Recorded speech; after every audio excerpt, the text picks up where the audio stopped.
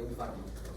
Aquí, como ven, en la pizarra tenemos dos fármacos que se han comparado en cuanto a su concentración y su respuesta. Tenemos dos curvas.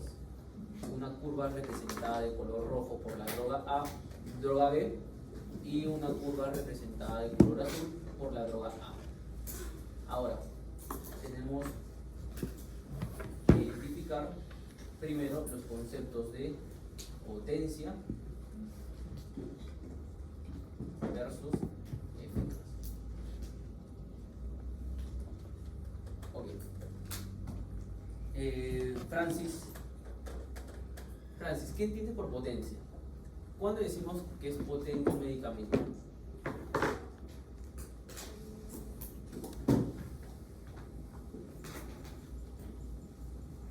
Estefano, ¿qué entiendes por potencia un medicamento? Bueno, principalmente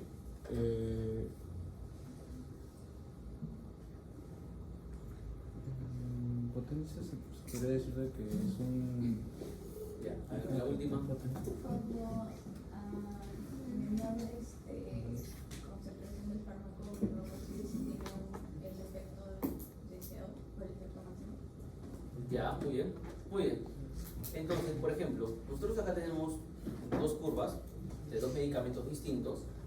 Potencia llamamos al fármaco, o decimos que un fármaco es potente, cuando adquiere una respuesta similar frente a otro a una menor cantidad de dosis. Es decir, aquí tenemos un eje, el eje Y, representada por la actividad intrínseca de un medicamento, o respuesta, la respuesta, o actividad intrínseca de un medicamento. Esta oscila de 0 a 1, o de 0 a 100%. Se entiende que 1 es 100%, ¿no? O sea, la respuesta máxima que puede alcanzar un medicamento, y 0 como una respuesta nula del medicamento. Y en el eje X tenemos las concentraciones de un medicamento. Tenemos menor concentración y tenemos mayor concentración porque está elevado a la -4 matemáticamente.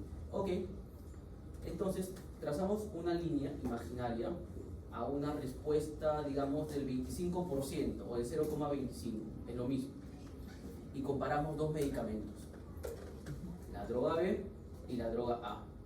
Puedo inferir aquí que la droga B alcanzó este efecto a una menor cantidad de dosis a comparación de la droga A, que también lo alcanzó, pero lo obtuvo con mayor cantidad de dosis.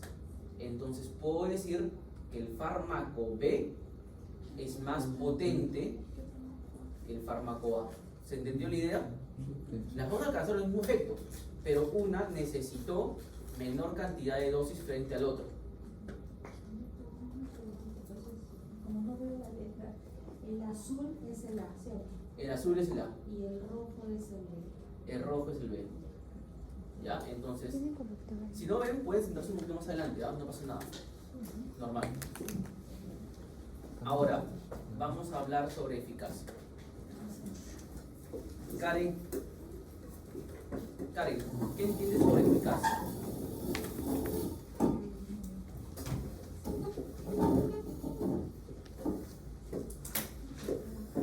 La respuesta que da el fármaco a la La respuesta, o ¿ok? sea, el porcentaje. Ok.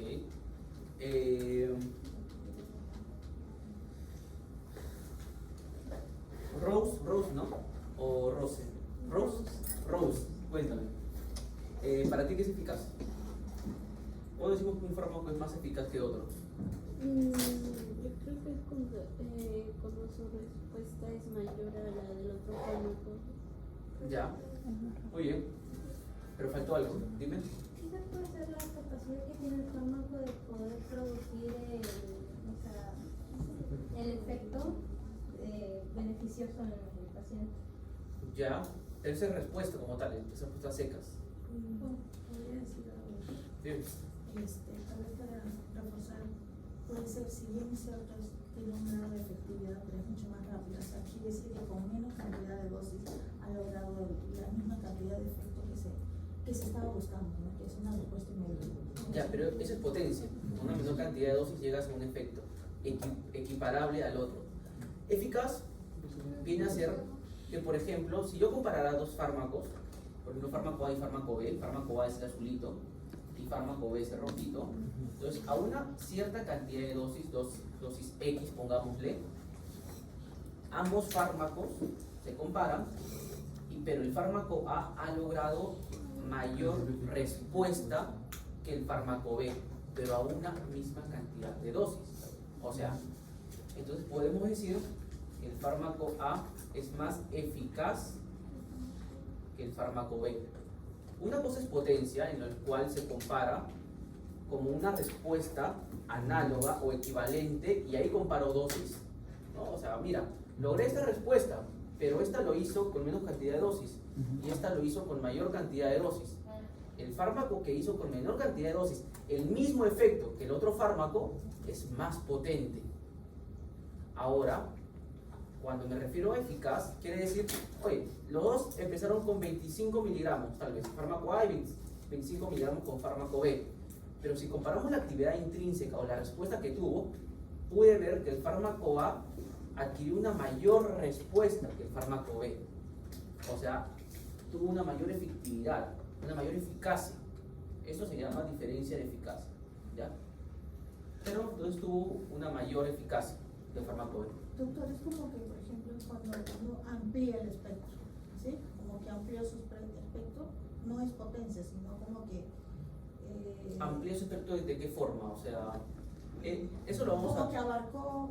Se une a más. No, como que alcanzó mayor acción farmacológica. Por ejemplo, si un fármaco es diurético, como que por ahí, si comparo dos medicamentos diuréticos, tal vez con 25 miligramos de hidroclorotiazida y 25 miligramos de de una furosemida, la furosemida, por ejemplo, me puede excretar mucha mayor diuresis. Ejemplo, no estoy dando un ejemplo, me puede excretar mucha mayor diuresis. Tal vez me excreta, no sé, 2 litros al día.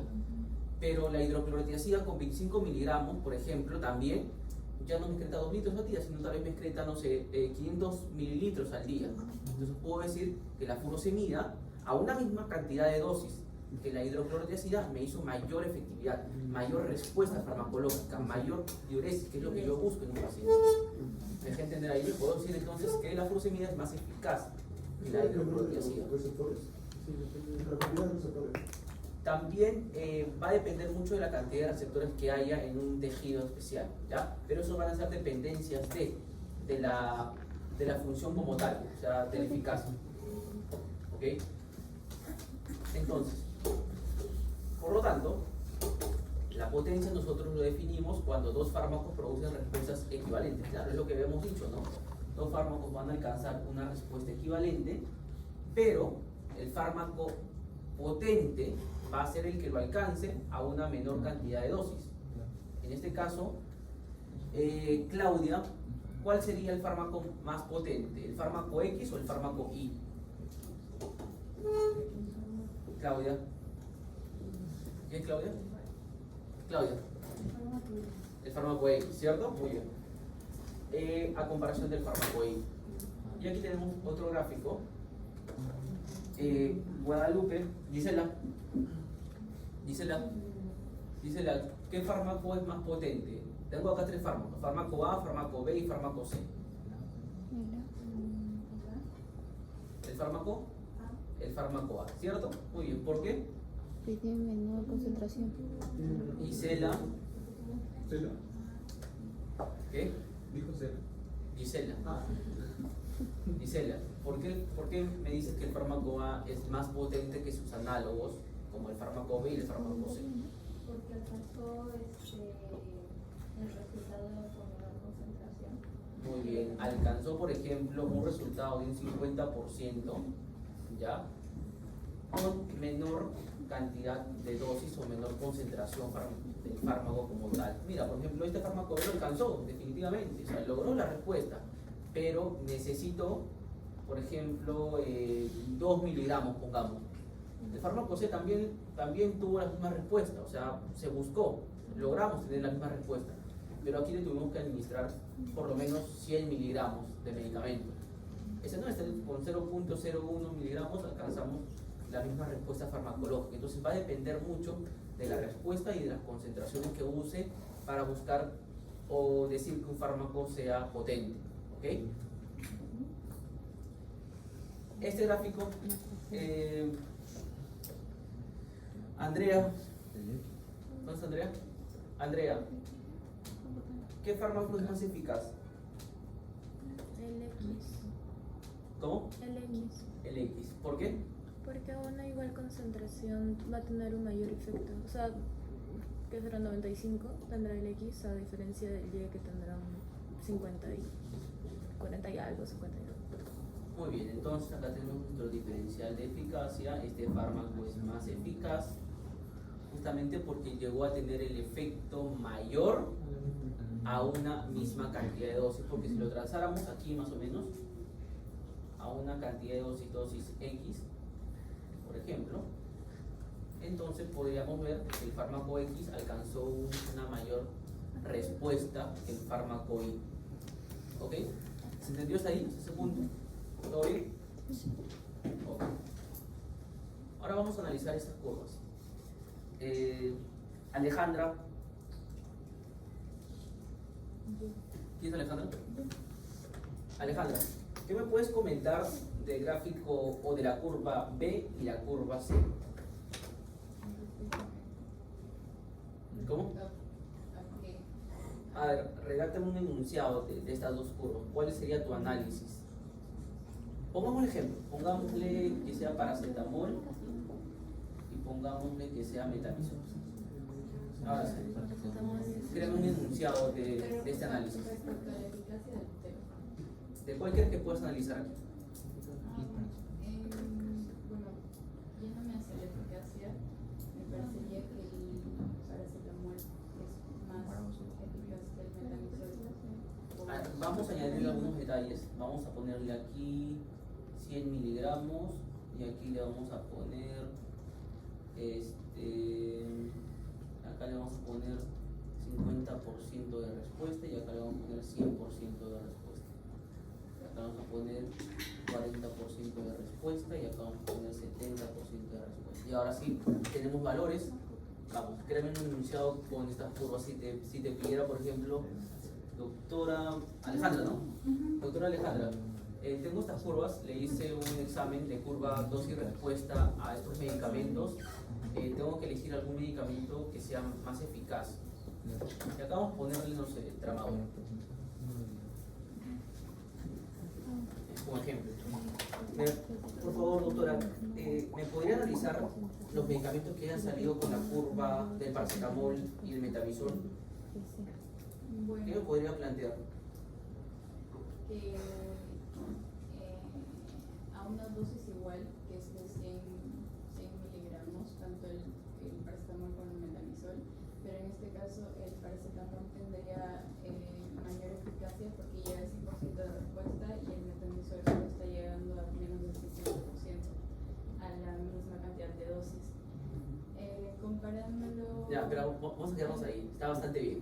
Bien, Alejandra. Entonces, claro, Alejandra nos dijo que el paracetamol, comparando con el metamizol a una cierta cantidad de dosis, que en este caso vendría a ser 100 miligramos, el paracetamol tal vez tuvo un mejor efecto antipirético en comparación del metamizol, porque, claro, llegó a cubrir seguramente el 100% de la respuesta esperada. Tal vez le bajó la fiebre.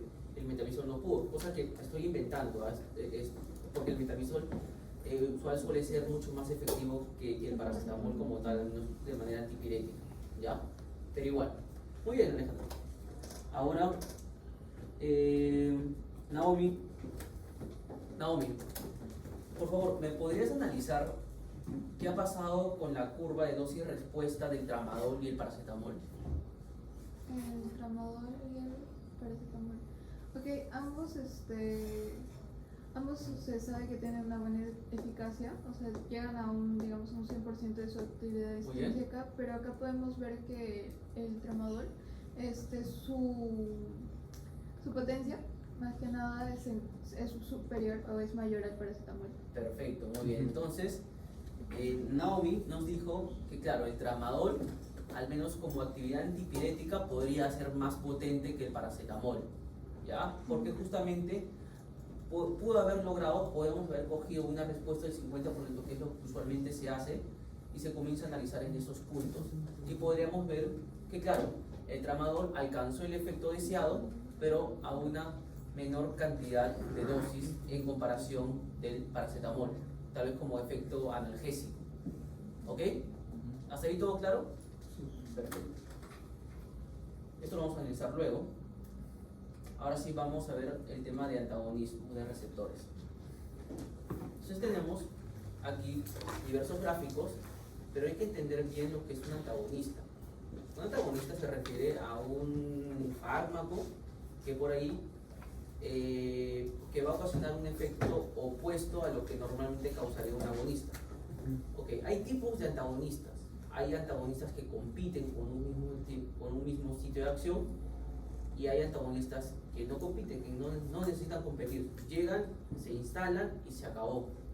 No va a dejar. Vamos a analizar el primer gráfico. Un antagonista competitivo. El antagonista competitivo, pongamos que es esto, llega, no, que sea esto, el antagonista competitivo, llega al mismo sitio de acción que el agonista, ¿ya? Pero el agonista puede todavía llegar a ese sitio de acción, solamente va a necesitar algo, va a necesitar aumentar la cantidad de dosis y lo va a poder reemplazar. Entonces en la curva vemos que, claro, todavía va a poder tener la misma respuesta, pero miren cómo tiene que aumentar la dosis cada vez más para tener el mismo efecto deseado.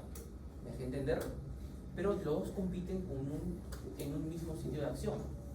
Sin embargo, va a ganar, por decirlo así, el que tenga mayor cantidad de fármaco, mayor tipo de concentración. Solamente el que gana, el que tiene más gente, por así decirlo. Pero compiten. Pueden perder uno del otro, pero van a competir por un mismo sitio de acción. Y ahí lo puede reemplazar siempre y cuando se le aumente la dosis. El antagonismo no competitivo, o pseudo irreversible o irreversible,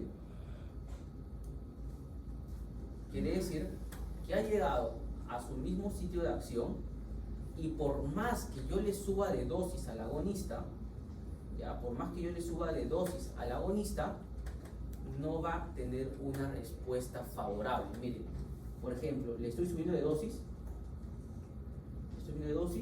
y la respuesta está cayendo, incluso hasta puede llegar a valores subóptimos, casi llegando al 0% de efectividad.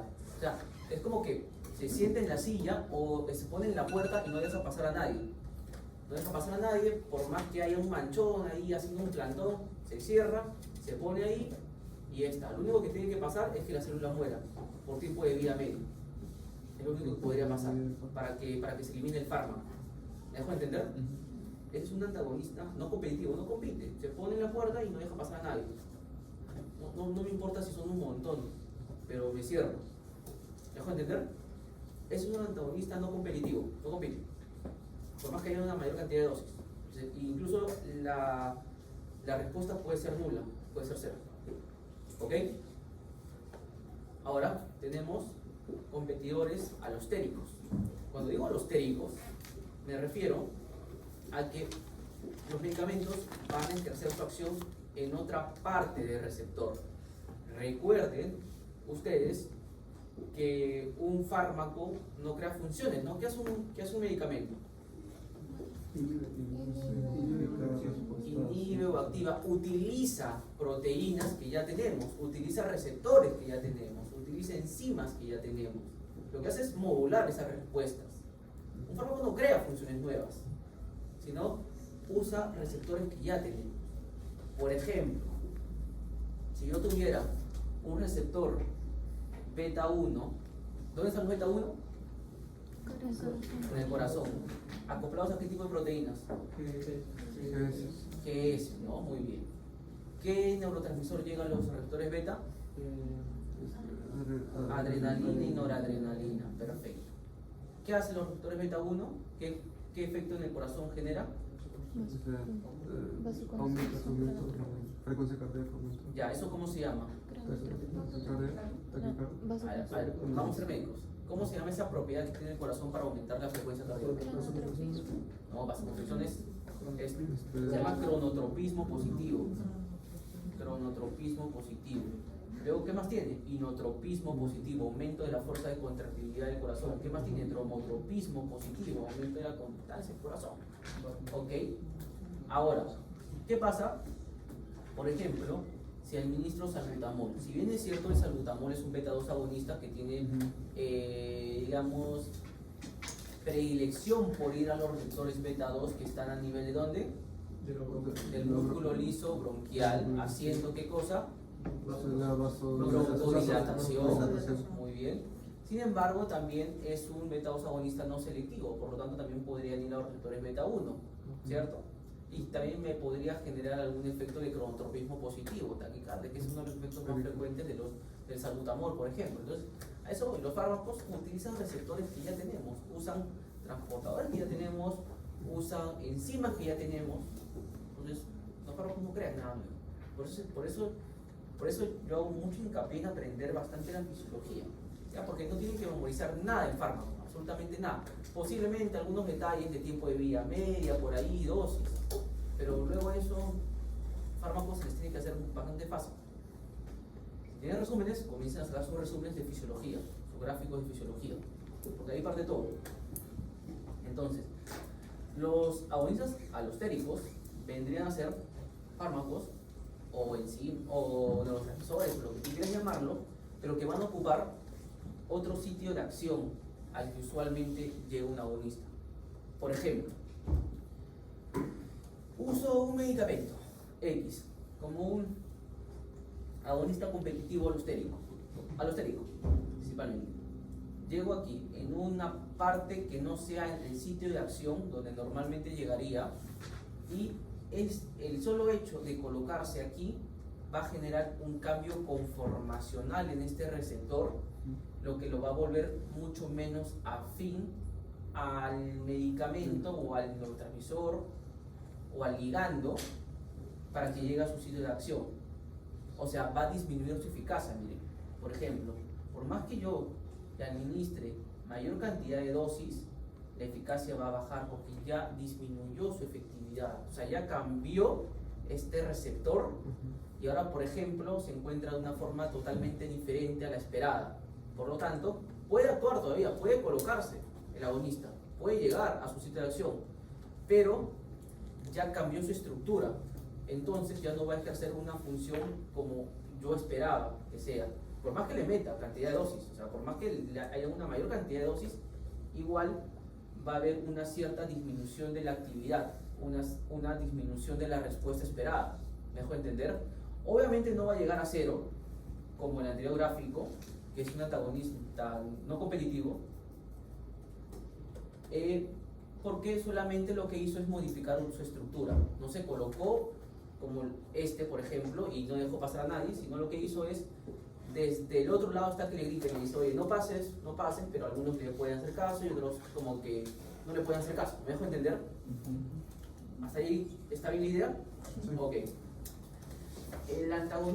El agonista de potenciación alostérico vendría a ser, por ejemplo, igual, uso un fármaco X que se coloca en el sitio de acción diferente, ¿ok? Es igual, alostérico vendría a ser en un lugar diferente al agonista, y lo que hace es cambiar igual su estructura, pero lo hace mucho más afín ahora, ¿ok? Entonces, por lo tanto, si antes yo necesitaba una cierta concentración X, por este cambio conformacional que hizo mi receptor, ahora se vuelve mucho más afín, y tal vez no necesite X, sino necesita una dosis mucho menor. Mira, ha aumentado la potencia de ese medicamento.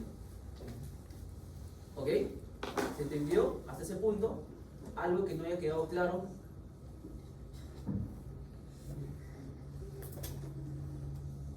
Tony. ¿Quién es Tony? ¿Esa es una pregunta?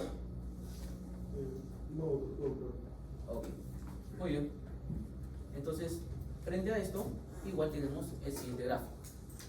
Tenemos un gráfico aquí, tenemos un receptor, donde normalmente un agonista me produciría esta curva, Normalmente una curva dosis-respuesta usual. ¿Y saben qué es lo que hago? Es ponerle un inhibidor o un antagonista competitivo. Va a llegar a su mismo sitio de acción, pero va a ser competitivo. Y ahí van a ver, oye, ¿quién puede más? Entonces, le podría aumentar más dosis y podría llegar al mismo efecto. ¿No? Es lo que espero. Porque solamente es, habíamos dicho que el antagonista competitivo solamente necesitamos aumentarle de dosis para poder desplazarlo. Nada más y llegar al mismo, a la misma respuesta. Es un antagonista competitivo. ¿Ok? Es un activador alostérico. Es esto. Por ejemplo, esto, de potenciación. O entonces lo que podríamos hacer con un activador alostérico es que puede cambiar la estructura de este receptor y lo puede volver mucho más afín. Entonces va a generar mayor eficacia. Va a volver mucho más eficaz este medicamento. Sin embargo, un inhibidor alostérico, miren, un inhibidor alostérico va a igual ocupar otro lugar que no sea el sitio de acción y va a generar un cambio conformacional volviéndolo menos afín. Muy bien, menos afín. Sin embargo, como está de lejitos, todavía va a ejercer una cierta acción, poquita, pero va a ejercer una cierta acción. Claro, pero va a ejercer una cierta acción. Si graficara, por ejemplo, aquí un inhibidor no competitivo, sería más o menos así, ingresaría aquí también. ¿Y cómo sería esta curva? Y ve, ¿cómo crees que sería una curva si yo colocara un antagonista o un inhibidor no competitivo, que no compite con nada? Si fuera no competitivo, empezaría como a degradarse, o sea, claro, ocupa el lugar del receptor. Sí, ¿Y pero qué pasa? por más de que le aumente las dosis, le vaya poniendo dosis, Acá. hubo un dibujante. Mira, acá lo pongo. Vamos. Ya, que así lo vaya poniendo, le vaya suministrando la misma cantidad de dosis, no va a tener el mismo proceso, va a ir como degradándose. Muy bien, entonces más o menos la curva sería así. Ajá. Como que va. ¿Cierto? No lo va a dejar que ejerza ningún tipo de acción. Se va a poner ahí en medio de la puerta y por más que venga un manchón, por más que le aumente dosis, por más que no sé, venga el director de la escuela, el decano, venga, no sé, X persona, no empiezo mi clase y se acabó. ¿Ok? Entonces, ¿hasta ahí tienen alguna pregunta? Ok. Entonces, ahora les toca a ustedes enseñarme algo a mí. Tenemos dos casos, caso 1 y caso 2, somos dos mesas de trabajo, mesa 1 y mesa 2, mesa 1 y mesa 2, que van a tener que juntarse entre ustedes, analizar, debatir y al final como producto va a haber una exposición. ¿Ok? Van a haber dos personas que me van a presentar el caso, van a analizar qué medicamentos pueden usar y esto obviamente tiene que estar en su portafolio, los casos desarrollados de ambos grupos, por eso es importante que presten atención. Les presento el caso. Empezamos con el primer caso. Es una paciente de sexo femenino de 63 años de edad, se encuentra jubilada, se llama Carmen. Carmen acude a su chequeo rutinario y menciona que ha notado un aumento en la lectura de su presión arterial,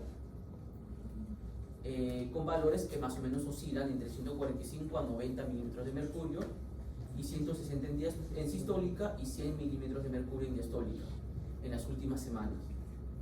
Carmen, como antecedentes personales, tiene hipertensión arterial diagnosticada hace 10 años, está con tratamiento actual con hidroclorotiazida, 25 miligramos, una vez al día. Carmen no es fumadora, pero tiene diabetes mellitus tipo 2 controlada con metformina 850 miligramos 3 veces al día.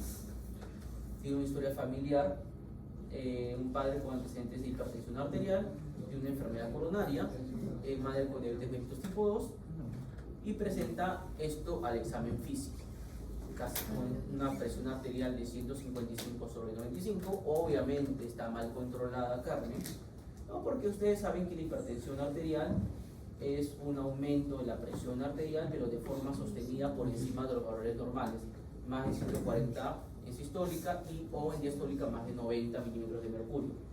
Ahora, Para el control de hipertensión arterial, los pacientes deben tener por lo menos, al menos como factores de riesgo, un menos de 130 sobre 80. Ok, Carmen tiene 155 sobre 95, o lógicamente está mal controlada. Por lo que sugiere un plan de trabajo. Vamos a considerar ajustar el tratamiento de Carmen para la hipertensión. Pero ahora, ¿cómo lo vamos a hacer? Tengo dos medicamentos que podría añadir a Carmen. Tengo amlodipino, que es un bloqueador de calcio hidropiridínico de los canales tipo L, dependiendo del voltaje, en el músculo liso vascular. Y tengo un lisinopril. El lisinopril es un inhibidor de la enzima convertidora de angiotensina, un YECA, en pocas palabras. Entonces, ustedes como grupo van a encontrar qué medicamento se puede ajustar a Carmen según esto, ¿no? Cómo influyen sus perfiles farmacológicos en su elección como terapia adicional. Y esto tiene que estar en su portafolio resuelto. Y esto también, comparación de los mecanismos de acción y todo el análisis que tienen que desarrollar como grupo.